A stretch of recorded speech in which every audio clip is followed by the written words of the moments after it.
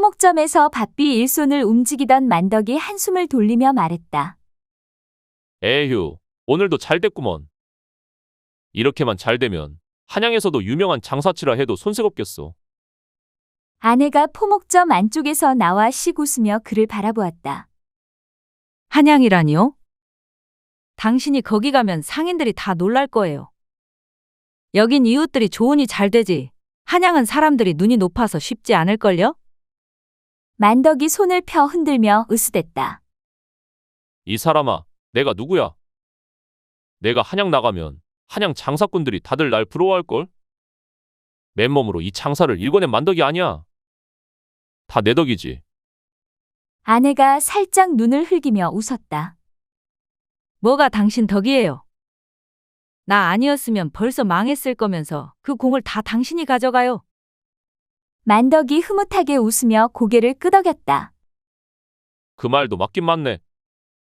자네가 함께 고생해준 덕이지. 내가 복 받은 게 맞지. 아내가 피식 웃으며 말을 잇는데 내가 이 나이까지 당신한테 예쁘게 보이려고 얼마나 애를 썼는데. 거기다 자식들까지 7남매 키우는 게 보통일 줄 알아요? 만덕이 진지하게 맞장구 쳤다. 맞아, 맞아. 그래서 내가 첩살림 차릴 생각도 안 했지. 당신이 이렇게 든든한데 뭘 또 바라겠소? 아내는 어이없어 웃음을 터뜨리며 고개를 저었고 옆집 박서방이 지나가다 그들의 이야기를 듣고는 고개를 갸웃했다. 이복의 만덕. 아침부터 부부금실이 참 좋구먼. 이 동네에서 부러울 사람 딱 한 명이라면 바로 자네야. 박서방이 기분 좋게 인사를 건넸다. 좋게 봐줘서 고마운데. 부럽긴 뭐가 부럽단가. 박서방이 손사래를 치며 웃었다. 다 좋은데 말이야. 자네 집에 자식이 7남매잖아. 자식들까지 다 잘 키우려면 허리가 휘겠소. 만덕이 고개를 끄덕이며 크게 웃었다. 허리가 휘긴 휘어. 하지만 자식들 보라지. 아들 5에 딸 2까지 쑥쑥 잘 자라고. 내 이것들 때문에 힘을 낸다네. 맞아요. 서로는 웃음을 터뜨리며 크게 맞장구 쳤다. 어느 날 저녁, 만덕이 잠깐 외출하고 돌아오는 길이었다. 장터에 울려 퍼지는 소리가 들렸다. 불이야. 불이야. 만덕네 포목점에 불이 났다. 만덕은 깜짝 놀라 뛰어갔다. 그의 포목점이 붉은 불길 속에 휩싸여 있었다. 그는 두려움에 사로잡혀 멍하니 서 있었으나 이내 정신을 차리고 소리쳤다. 어서 물을 퍼와라. 가게에 불이 붙었으니 이러다 다 타버리겠네. 주변 사람들도 양동이를 들고 우르르 달려왔지만 불길은 이미 가게와 쌓아둔 비단과 안동포를 집어삼키고 있었다. 옆집 지물포와 뒷집 건어물전까지도 불길이 번져갔다. 그때 만덕의 아내가 아이들을 데리고 뛰쳐나오며 외쳤다. 여보, 애들은 다 나왔어요. 그런데 막내가 아직 안 나왔어요. 어디? 어디 있는 거야? 아내가 눈을 부릅뜨고 말했다. 내가 데리고 나올 테니 당신은 여기 있어요. 만덕이 아내의 손목을 붙잡았으나 아내는 그의 손을 뿌리치고 다시 불길 속으로 뛰어들었다. 잠든 막내를 구하려는 어머니의 본능이었다. 여보, 만덕은 안타깝게 외쳤다. 그러나 불길은 더욱 거세져 아내의 뒷모습이 보이지 않게 되었다. 잠시 후 불길 속에서 그의 아내가 막내를 치마로 감싸듯 안고 힘껏 던졌다. 막내는 울음을 터뜨리며 땅에 떨어졌고 옆에 있던 이웃이 재빨리 아이를 안아 만덕에게 건넸다. 이복의 만덕. 막내는 살았네. 어여 안아. 만덕은 떨리는 손으로 아이를 받아 안았다. 우리 막내야, 내 새끼야. 여보, 여보 어디 있는가? 막내는 만덕의 품에서 울었고 그도 울음을 멈출 수 없었다. 그의 아내는 끝내 불길 속에서 나오지 못했다. 불이 꺼진 후 만덕은 타버린 잿더미 앞에 무릎을 꿇었다. 아내와 함께 일구던 포목점, 그리고 이제는 돌아오지 않는 아내까지 모두 잃은 그의 마음은 무너져 내렸다. 그는 하늘을 바라보며 울부짖었다. 어이, 어찌 이런 일이. 당신이 없으면 내가 무슨 낙으로 산단 말이오. 만덕의 슬픈 외침이 마을에 메아리쳤다. 그의 슬픔은 주변 사람들의 가슴을 아프게 했고 다들 고개를 숙인 채 그를 위로하지 못한 채 돌아섰다. 만덕은 집과 가게를 모두 잃고 아내까지 떠나보내면서 하염없이 땅을 바라보고 있었다. 그때 김가와 박가가 그에게 찾아왔다. 김가가 만덕의 어깨를 툭 치며 말했다. 만덕, 자네 뭐하고 있는 건가? 이대로 주저앉아 있을 생각인가? 만덕은 시무룩한 얼굴로 대꾸하는데 이러고 말고 할 게 어디 있나. 가게도 집도 다 잃고 내 아내도 이젠 없고 이제 나 혼자 남은 게 뭔가. 참말로 어리석은 소리하고 있네. 만덕이 이대로 무너질 사람이었어. 자네 덕에 우리가 장사 잘 됐던 거 생각 안 나나? 그렇지. 자네 덕분에 우리 목수들도 포목점 일거리 맡아 살아왔지.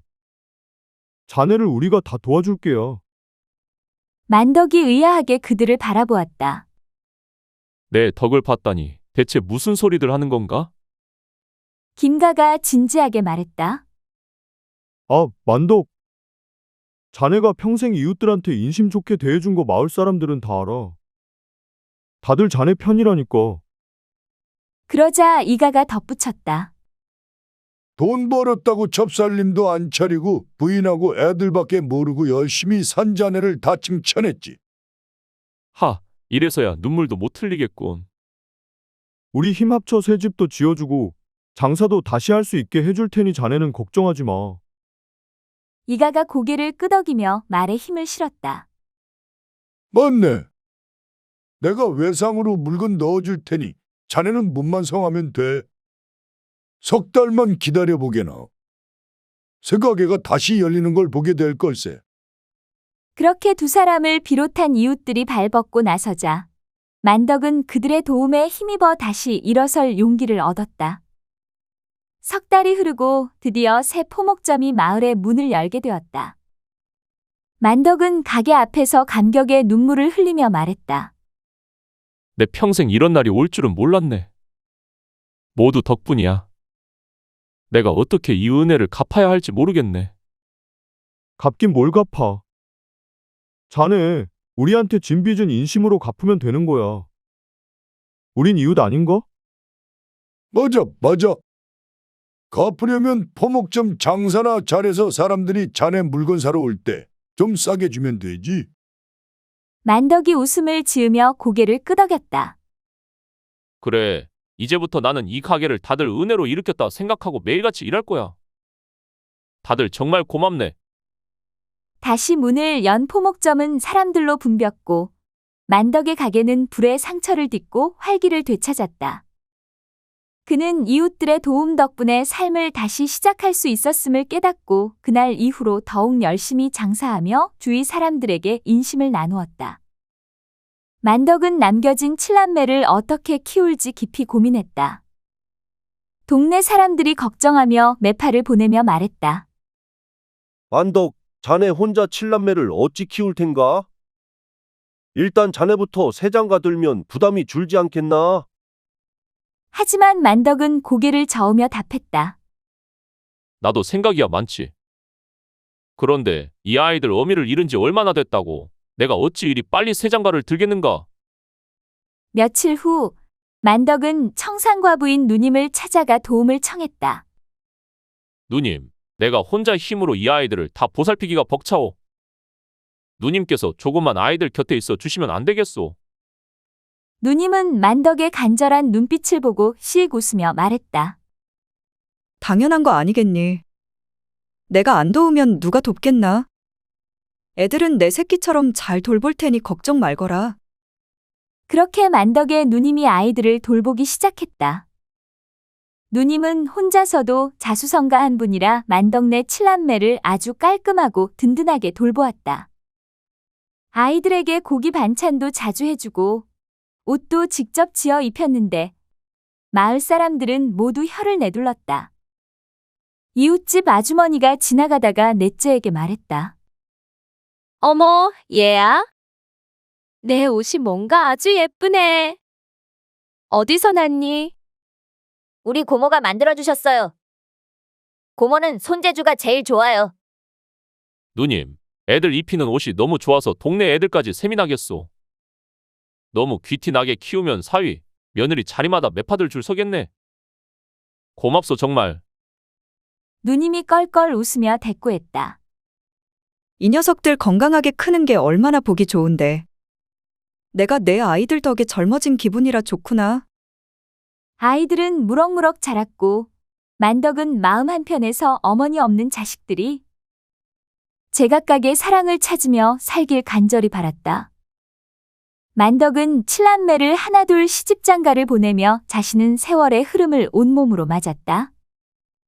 평생 자신을 도와 아이들을 보살펴준 누님은 은혜를 갚기도 전에 생을 달리했다. 마지막 막내마저 혼인을 하고 나니 어느덧 만덕은 주름이 가득한 얼굴이 되어 고요한 집안에 홀로 남게 되었다. 그는 시집간 딸들을 떠올리며 혼잣말로 웃었다. 고생했다 고생했어. 이제 부인 얼굴 볼 때 덜 미안하겠구나. 다들 잘들 살겠지. 만덕은 아이들을 하나하나 떠올리며 애틋하게 미소 지었다. 맏아들은 벼슬길에 올라 1년에 한 번 볼까 말까 한 상황이었고 자식들이 하나둘 멀어지며 만덕은 깊은 외로움에 잠겼다. 유일하게 막내가 가끔 찾아와 닭백숙을 해주며 그를 위로하곤 했다. 어느 날 막내가 들고 온 뜨끈한 닭백숙을 앞에 두고 만덕이 시무룩한 얼굴로 말했다. 막내야, 이 집과 같이 나도 늙어갔구나. 이제 다 내려놓고 쉬어야 할 때가 온 것 같구나. 아버지, 그게 무슨 말씀이세요? 오래오래 사셔야지요. 그래도 너는 매번 오니 고맙다.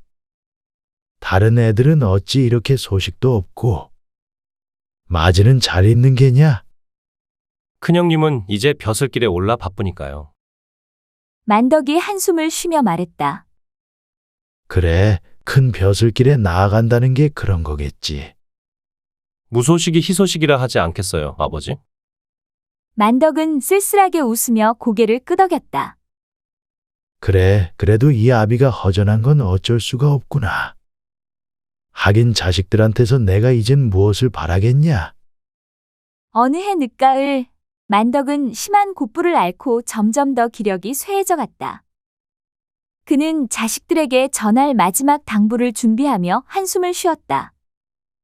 내가 갈 날이 얼마 안 남았으니 다들 한 번은 모여야지. 어쩌면 나를 보러 올지 모르겠구나. 마침내 자식들을 모두 불러 모은 만덕은 한자리에 앉힌 후 힘겹게 입을 열었다. 너희들에게 줄 것도 없고 내가 해줄 것도 없다만 그래도 내가 한 가지 바라는 게 있구나. 맏아들이 다소 놀라며 물었다. 아버님, 저희가 뭘 해드려야 할까요? 만덕은 힘겹게 자식들을 바라보며 천천히 입을 열었다. 너희들 칠남매 키우고 시집장가 보내며 내가 빚을 얼마나 졌는지 아느냐? 자식들은 어리둥절한 표정을 지었다. 맏아들은 재산을 나눠줄 줄 알고 왔던 터라 당혹스러운 얼굴로 조심스럽게 물었다. 아버님, 그게 무슨 말씀이신지. 만덕이 심각한 얼굴로 한숨을 쉬며 말했다. 나도 나이가 드니 몸도 이 모양이니 장사도 예전 같지 않고 이래저래 빚도 많이 져 빚쟁이들이 하루가 뭐다 않고 찾아오는구나. 이제 너희들에게 손을 벌려야겠구나. 둘째가 눈을 휘둥그레뜨며 속삭였다. 아버지가 돈을 달라고 하시다니. 설마 이런 날이 올 줄이야? 만덕이 말을 이어갔다. 다음 달 보름에 와서 내게 보태줄 금액을 적어오거라. 지금은 없더라도 내년 6월까지 마련해 오면 된다. 자식들은 서로 얼굴을 쳐다보며 고민에 빠졌고 결국 그날의 마지막 당부는 그렇게 마무리되었다. 다음 달 보름, 오형제가 모였다. 하지만 딸 둘은 오지 않았고 맏아들은 종이에 적은 금액을 조심스럽게 내밀었다. 아버지, 제가 적어온 금액은 200냥입니다. 저희도 형편이 그리 넉넉하지 않아서. 만덕이 무겁게 고개를 끄덕였다. 둘째 아들은 살짝 눈치를 보며 종이를 건넸다. 아버지, 저도 힘이 되는 데까지 해보려고 180냥을 적어왔습니다. 셋째는 300냥, 넷째는 150냥. 마지막으로 막내가 다가와 담담히 종이를 내밀었다. 만덕의 눈에 놀라움이 서렸다. 막내가 적어온 금액은 1200냥이었다. 만덕이 의아스러워 물었다. 막내야, 내가 너한테 내어준 세간이 1200냥이 안 되는데 어찌 이리 많은 돈을 적었느냐? 막내는 미소 지으며 대답했다. 그간 제가 논 두마지기를 더 샀습니다.